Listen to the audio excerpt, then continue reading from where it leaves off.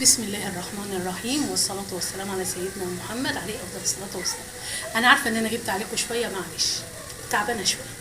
النهاردة هعمل لكم رز بلبن جميل جدا، عبارة عن كوبايتين رز مصري سلقتهم في 4 كوبايات مية وذرة ملح، وخدت نص الرز هضربه في الخلاط مع معلقتين نشا، معلقتين كريم شانتيه، سكر، الجوز حسب الرغبة لأن أحطه على الوش، وهضربه في الخلاط بلبن بمية وسكر على حسب التحلية بتاعتكم.